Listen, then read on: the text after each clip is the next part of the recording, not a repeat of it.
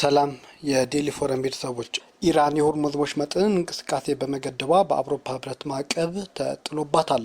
ኢራን በሆርሙዝ ወሽመጥ የባህር ላይ እንቅስቃሴ በመገደቧ የአውሮፓ ህብረት አባል ሀገራት ማዕቀብ እንደጣሉባት የህብረቱ የውጭ ጉዳይ ፖሊሲ ኃላፊ ካጅ ካላስ አስታወቁም። በኤክስ ገጻቸው ላይ በመካከለኛው ምስራቅ በሰላም ንግግሮችና በስሱም የተኩስ አቁሞች አጣብቂኝ ውስጥ ይገኛልም ሲሉም ነው ያስታወቁት።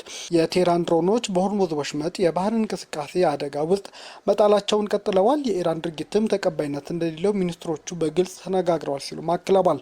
ለዚህም ምላሽ እንዲሆን የአውሮፓ ህብረት አባል ሀገራት ሰኞም በብራስልስ ባሳለፉት ውሳኔ መሰረት ኢራን ላይ ማዕቀብ መጣሉን የህብረቱ ውጭ ጉዳይ ፖሊሲ ኃላፊ ካጅ ካላስ ተናግረዋል። የአውሮፓ ህብረት እንደ ሆርሙዝ ወሽመጥ ያሉ ቁልፍ የሆኑ የዓለም መተላለፊያ መስመሮችን በተመለከተ ውሳኔ የሚያሳልፍበት የህግ ማዕቀፍ ሲተገብር የአሁኑ የመጀመሪያ መሆኑንም ኃላፊው አያይዘው ገልጸዋል። ፓኪስታን በበኩሏ የመጨረሻው ግብ ሊሳካ ስለሆነ ሁሉም ወገኖች ከጥቃት እንዲቆጠቡም እያሳሰበች ነው። ኢራንና አሜሪካ የምታሸመግለው የፓኪስታን የውጭ ጉዳይ ሚኒስትር ሻህባዝ ሻሪፍ ሰላም እንዲሰፍን ሁሉም ወገኖች ከጥቃት እንዲቆጠቡም ነው እየጠየቁ ያሉት። በተለይም የመጨረሻው ግብ ሊሳካ በመሆኑ ሁሉም ወገኖች ጥቃት ከማድረስ እንዲቆጠቡም በማህበራዊ ሚዲያ ገጻቸው ላይ ጠይቀዋል። የኢራን ከፍተኛ ወታደራዊ እዝ የሆነው ሀታም አል አንቢያም እስራኤል ላይ የሚፈጽመውን ጥቃት እንደሚያቆም ቢያስታውቅም በደቡብ ሊባኖስ የሚፈጽመው ጥቃት የሚቀጥል ከሆነ ኢራን ከዚህ ቀደም ከነበረው በባሰ ሁኔታ ምላሽ ትሰጣለች ሲሉም አስጠንቅቀዋል።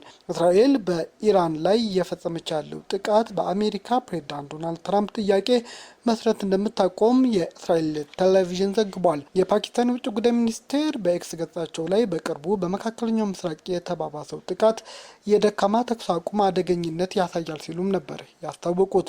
ከወንድማማችና ከሀገሮቻችን ጋር በመቀናጀት በጥንቃቄ በመተባበር በዲፕሎማሲ ሰላም ለማምጣት እየሰራን ነው። በተለይም የመጨረሻው ግብ ሊሳካ በመሆኑ ሁሉም ወገኖች ተቆጥበው ለሰላም እድል እንዲሰጡም እናሳስባለን ሲሉም ጠይቀዋል። ፓኪስታን ኢራን አሜሪካን በማሸማገል ዋነኛው አገር ናት። ያለፈው ሚያዝያ በኢስላማባድ የሁለቱ ሀገራት ልዑካን እንዲወያዩ ማድረጋለች። በዚያውም ወር ተጨማሪ ውይይቶች ለማካሄድ ብትሞክርም ኢራንና አሜሪካ እሺ ሊሏት አልቻሉም። እስራኤል በበኩሏ በኢራን ላይ የምትፈጽመውን ጥቃት በትራምፕ ጥያቄ መሰረት ማቆሟን አስታውቃለች። እስራኤል በኢራን እየፈጸመች ያለው ጥቃት በአሜሪካ ፕሬዝዳንት ዶናልድ ትራምፕ ጥያቄ መሰረት እንደምታቆም የእስራኤል ቴሌቪዥን እወቁት ብሏል። የእስራኤል ቻናል 12 ኒውስ የተባለው የቴሌቪዥን ጣቢያ አንድ የእስራኤል መንግስት ከፍተኛ ባለስልጣን ጠቅሶ እንደዘገበው በትራምፕ ጠያቂነት ጥቃቱ እስራኤል ማቆሟንም አመልክተዋል። ዘገባው ጨምሮም ሄዝቦላ ጥቃቱ የሚቀጥል ከሆነ በደቡባዊ ሊባኖስ ውስጥ የምትፈጽመውን ወታደራዊ ጥቃት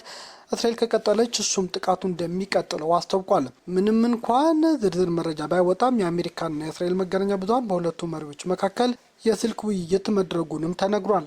ባለፈው ሳምንት ትራምፕና ኔታንያሁ ባደረጉት የስልክ ምልልስ ላይ እስራኤል ሊባኖስ ውስጥ የምትፈጽመው ጥቃት ምክንያት ትራምፕ ጠንካራ ያለም መግለጫ ማውጣታቸውም ተነግሯል። የኢራን ጦር በእስራኤል ላይ የሚፈጽመው ጥቃትም እስካሁን ድረስ ያቆመ ሲሆን ቅድመ ሁኔታዎች ጦርነቱን እንዳይጀመር ግን አስቀምጧል። የኢራን ከፍተኛ ወታደራዊ እዝ የሆነው ካታም አልአናቢያ እስራኤል ላይ የሚፈጸመው ጥቃት እንደሚያቆምም ይፋ አድርጓል። ማምሻው ባወጣው መግለጫ እዙ ባወጣው መግለጫ የጦር ኃይሎችን የሚያካሂዱት ዘመቻ መቆሙን እናሳውቃለንም ያለ ሲሆን ነገር ግን በደቡባዊ ሊባኖስ የሚፈጸም ጥቃት የሚቀጥል ከሆነ ግን ኢራን ከዚህ ቀደም ከነበረው በባሰ ሁኔታ ምላሽ ትሰጣለችም ብሏል። እስራኤል በደቡባዊ ቤይሩት ላይ ጥቃት ማድረሷ ተከትሎ ኢራን የአጸፋ ምላሽ መስጠት የጀመረችው እሁድ ሲሆን የእስራኤል ጦርም በኢራን ላይ ጥቃትን ፈጽሞ ነበር። የቴህራን ከፍተኛ ፖለቲካና ወታደራዊ ባለስልጣናት እሁድ ዕለት በሰጡት ማስጠንቀቂያ ኢራን የተኩስ አቁሙ በመጣስ የአጸፋ ምላሽ እንደምትሰጥም ዝተዋል። በሊባኖስና በእስራኤል መካከል ተደርሶ የነበረው የተኩስ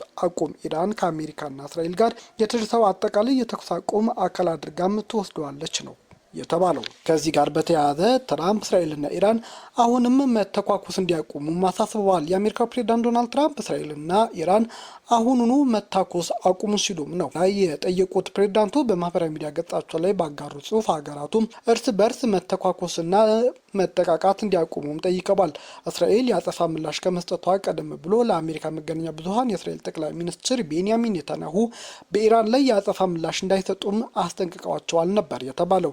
እስራኤል እሁድ ዕለት በቤይሩት ላይ የፈጸመችው ድብደባ ተከትሎ ኢራን ወደ ሰሜን እስራኤል ሚሳኤል አስወንጭፋም ነበር።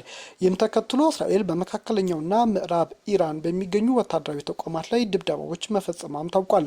በቴህራን በርካታ ፍንዳታዎች መሰማታቸውን ከተገለጸ በኋላ የኢራን አየር መከላከያ በቴህራን ላይ እየበረረ የነበረ ድሮን መጥቶ መጣሉንም ሚሂር የዜና ወኪል አስታውቋል።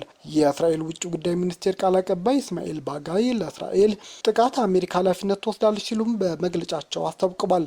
ባጋይ በመግለጫቸውም የእስራኤል አቋም ከአሜሪካ ባለስልጣናት ጋር እንደሚቃረን በመጥቀስ ድርድሩ ላይ ጥላውን ያጠላል ሲሉም ለእስራኤልም ለአሜሪካም አስጠንቅቀዋቸዋል።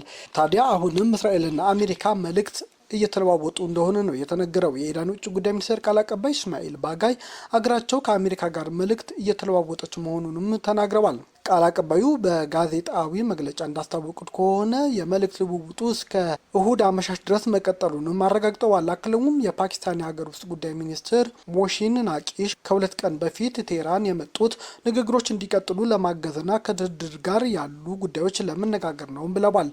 ፓኪስታን በአሜሪካና ኢራን መካከል በሚደረገው ድርድር ውስጥ ቁልፍ ሚና ትጫወታለችም ተብሏል። ናቃቪ ወደ ቴህራን የሄዱትም ከፓኪስታን መሪ ለኢራኑ ጠቅላይ መሪ ሙጅታባ ኻሜኒ የተላከ ደብዳቤ ይዘው ነበር። አንዳንድ የኢራን መገናኛ ብዙኃን ግን ከሳምንት በፊት እስራኤል በሊባኖስ የምታደርገውን ድብደባ በመቃወም ቴህራን ከዋሽንግተን ጋር የመልእክት ልውውጧን አቋርጣለች ሲሉም ዘግበው ነበር። ሚያዝያ 12ና 11 የሁለቱ ሀገራት ልዑካን በኢስላማባድ ተገናኝተው ውይይት ማድረጋቸውም የሚታወስ ነው። ሁቲ በበኩሉ እስራኤል በቀይ ባህር ላይ የምታደርገውን እንቅስቃሴ ማገዱንም ይፋ አድርጓል። በኢራን የሚደገፈው የየመኑ ታጣቂ ቡድን ሁቲ እስራኤል በቀይ ባህር ላይ የምታደርገውን ማንኛውም እንቅስቃሴ ከሰኞ ጀምሮ ማገዱን አስታውቋል። ቡድኑ የእስራኤል መርከቦች በቀይ ባህር ላይ የሚቀዝፉ ከሆነ ጥቃት እንደሚፈጽም አስጠንቅቋል። ከዚህ ቀደም ሁቲዎች የእስራኤል መርከቦች ላይ በቀይ ባህር ሲንቀሳቀሱ ጥቃት ሲፈጽምም ቆይቷል። የቡድኑ ቃል አቀባይ ያህያ ሳራኤ በሰጡት መግለጫ የሁቲ ታጣቂዎች ወደ እስራኤል ሚሳኤሎችን መተኮሳቸውንም አረጋግጠዋል። ከኢራን አሜሪካ እስራኤል ጋር በተያያዘ ትራምፕ በሰጡት ትንታኔ መሰረት ኔታንያሁ ስምምነት ከመቀበል ውጪ ሌላ አማራጭ የላቸውም ነው ያሉት። የአሜሪካው ፕሬዚዳንት ትራምፕ ከኢራን ጋር የሚደረገውን ማንኛውም ስምምነት ኔታንያሁ ከመቀበል ውጪ አማራጭ የላቸውም ሲሉም ለፋይናንሻል ታይምስ መናገራቸው ቢቢሲ ዘግቧል። ትራምፕ ለፋይናንሻል ታይምስ አማራጭ የለውም ሲሉ በስልክ ባደረጉት ቃለ መጠይቅ የተናገሩ ሲሆን እኔ ነኝ ውሳኔ የምሰጣቸው፣ እኔ ነኝ ሁሉንም ውሳኔ የምሰጠው፣ እርሱ ኔታንያሁ ማለታቸው ነው አይደለም ውሳኔ የሚሰጠው ሲሉ ነው ለፋይናንሻል ታይምስ ያሳወቁት። ትራምፕ ከአክሲዮስ ጋርም በነበራቸው ቃለ ምልልስ ወቅት ኔታንያሁ የሰላም ስምምነት እንዳይከሽፍ ለማድረግ ለኢራን ጥቃት ያጸፋ ምላሽ እንዳይሰጥ እንደሚነግሯቸውም ገልጸዋል። ትራምፕ ከፋይናንሻል ታይምስ ጋር በነበራቸው ቃለ መጠይቅ እንዳሉት ከሆነም የተፈጸመው ጥቃት በስምምነቱ ላይ ምንም ተጽዕኖ አይኖረውም ብለዋል። አክለውም እንዴት ሆኖ እንደሚጠናቀቅ እናያለን። የኤርትራው ፕሬዝዳንት በተያያዘው ዓመት ለሁለተኛ ጊዜ ወደ ካይሮ ማምራታቸው አነጋጋሪ ሆኗል። የኤርትራው ፕሬዝዳንት ኢሳያስ አፈወርቂ ለ3 ቀናት የስራ ጉብኝት ወደ ኤርትራ ከተማ ካይሮ መጓዛቸው ተነግሯል። ባለፉት ጥቂት ዓመታት ከግብጽ ጋር ያላቸው ግንኙነት እያጠናከሩ የመጡት የኤርትራው ፕሬዝዳንት ለይፋዊ የስራ ጉብኝት ወደ ካይሮ ሲያመሩ በዚህ ዓመት ለሁለተኛ ጊዜም ነው። ኢሳያስ አፈወርቂ ወደ ግብጽ ያመሩት እሁድ ግንቦት 30 ሲሆን ከፕሬዝዳንት አልሲሲ ጋር በሁለትዮሽ ግንኙነት፣ በቀጠናዊ ደህንነት፣ በአፍሪካ ቀንድና በመካከለኛው ምስራቅ ጉዳዮች ዙሪያ እንደሚወያዩም ነው እየተነገረ ያለው። ስለ ፕሬዝዳንቱ ጉብኝት በኤክስ ገጻቸው ላይ የጻፉት የሀገሪቱ ማስታወቂያ ሚኒስትር የሁለቱ መሪዎች ውይይት በአፍሪካ ቀንድ የቀይ ባህር ደህንነትና በመካከለኛው ምስራቅ ባሉ መጠነ ሰፊ ለውጦች ዙሪያ እንደሚመክሩም ነው ያስታወቁት። ወደ ግብጽ ካመራው የኤርትራ ፕሬዝዳንት ቡድን ጋር የውጭ ጉዳይ ሚኒስትራቸውም ተካተዋል። ፕሬዝዳንት ኢሳያስ በጥቅምት ወር በካይሮ ባደረጉት የ5 ቀናት ጉብኝት ወቅት አልሲሲ ሀገራቸው የኤርትራ ሉዓላዊነትና የግዛት አንድነት ለመደገፍ ቁርጠኛ መሆናቸውን መናገራቸው ይታወሳል። ከኢትዮጵያ ጋር በታላቁ ህዳሴ ግድብ ለዓመታት ውዝግብ ውስጥ የምትገኘው ግብጽ ሶማሊያን ጨምሮ ባለፈው ዓመት ከኤርትራ ጋር የትብብር ጥምረት እየፈጠረችም ነው። ግብጽ ኤርትራና ሶማሊያን ባለፈው ዓመት ጥቅምት የጋራ ግንባር የመሰረቱት ኢትዮጵያ ከሶማሌላንድ ጋር የመግባቢያ ስምምነት ከተፈራረመችም በኋላ ነው። በግንቦት ወር የግብጽና የኤርትራ ውጭ ጉዳይ ሚኒስትሮች ተገናኝተው በቀይ ባህርና በቀጠናው ጉዳዮች ላይም መወያየታቸው ይታወሳል። የግብጽ የውጭ ጉዳይ ሚኒስቴር ባድር አብዱላቲ እና የግብጽ የትራንስፖርት ሚኒስቴር ሌተናንት ጀነራል ካማል አልዘዋሪም ግንቦት 8 ወደ አስመራ በማምራት ከኤርትራ ፕሬዝዳንት ኢሳያስ አፈወርቂ ጋርም ተወያይተውም ነበር። ከዚህ ውይይታቸው በኋላም የግብጽ የውጭ ጉዳይ ሚኒስቴር ባድር አብዱላቲ የቀይ ባህር አስተዳደርና ደህንነት ጉዳይ በዋነኛነት የሚመለከተው የቀይ ባህር አጎራባች ሀገራት ብቻ ነው ሲሉም ነበር ያስታወቁት። የኢትዮጵያ የባህር በር ፍላጎት ተከትሎም ከኢትዮጵያ በኩል ስጋት የተደቀነባት ኤርትራ ከፕሬዝዳንት አልሲሲ በኩል የድጋፍ ማረጋገጫ ያገኙ ሲሆን የውጭ ጉዳይ ሚኒስትሩም አስመራ በተገኙበት ወቅት ፕሬዝዳንት ይህንን በድጋሚ እንዳረጋግጡላቸው አሳውቀዋል። የአሁኑ የፕሬዝዳንት ኢሳያስ አፈወርቂ ጉብኝትም የተሰማው በቀጠናው ከቀይ ባህር ጋር በተያያዘ ያለው ውጥረት በተካረረበት ወቅትም ነው። ኢትዮጵያ የባህር በር ፍላጎቷን አጀንዳዎቿ ይፋ ካደረገች ጊዜ ጀምሮ ግብጽ ከበባ በሚመስል መልኩ እየተንቀሳቀሰች ነው ስትል ኢትዮጵያ ክሷን በውጭ ጉዳይ ሚኒስቴር ቃል አቀባይ በኩልም በተደጋጋሚ አሳውቃለች። ቃል አቀባዩ ይህንን ያሉት ቀይ ባህር ላይ የሚደረግ የትራንስፖርት እንቅስቃሴና የወደብ ትስስር በተመለከተ ግብጽና ኤርትራ ስምምነት ከተፈራረሙ በኋላም ነው። የውጭ ጉዳይ ሚኒስቴር ቃል አቀባይ የሆኑት አምባሳደር ነቢያት ኢትዮጵያ የባህር በር ማግኘት ጉዳይ ቅድሚያ የምትሰጠው አጀንዳ መሆኑን ካነሳች ጊዜ ጀምሮ ግብጽ ውጥረት፣ ትንኮሳ የሚመስል ነገሮች እየታዩ መሆናቸውንም ነው ያሳወቁት።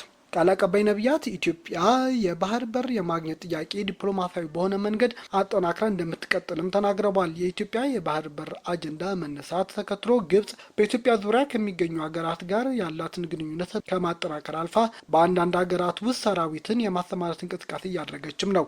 በተመሳሳይ የኢትዮጵያ መከላከያ ሰራዊት ጽምዶ በሚለው እንቅስቃሴ በኩል በኢትዮጵያ ሉዓላዊነት ላይ የሚቃጣ ስጋት ቢኖር ስለሚወሰደው እርምጃ አገር ውስጥ ለሚገኙ ዲፕሎማቶች ማህበረሰብ ማሳወቁ ይታወቃል። የመከላከያ ውጭ ጉዳይና ወታደራዊ ትብብር ዳይሬክተር ይህንን እንቅስቃሴ ወደ መሬት እናወርዳለን ብለው ስንዝር እንቅስቃሴ የሚያደርጉ አካላትን አስጠንቅቀውም ነበር። ዳይሬክተሩ ሜጀር ጀነራል ተሾመ ገመቹ ጽምዶ በሚለው ስያሜ በህዝባዊ ወያኔ ሓርነት ትግራይ ህወሓት አመራሮችና በኤርትራ መካከል ይደረጋል ስለሚባለው እንቅስቃሴ ሲናገሩ ጸረ ሉዓላዊነት በማለትም ጠርተውታል።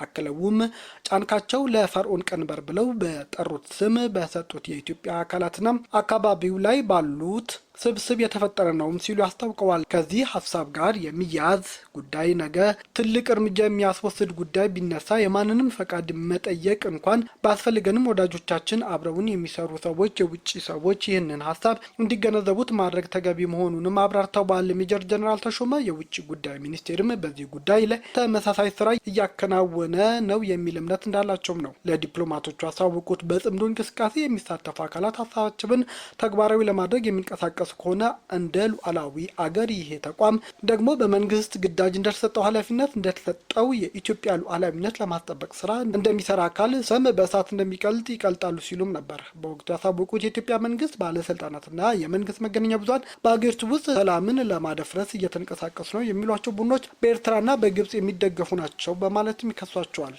ቤተሰቦቻችን ዜናዎቻችን ከወደዳችሁ ላይክ አድርጉም፣ ለሌሎች ተደራሽ እንድንሆንም ሼር አድርጉ። አዲስ የሆናችሁ ደግሞ ሰብስክራይብ በማድረግ ቤተሰብ ይሁኑ። ሰናይ ጊዜ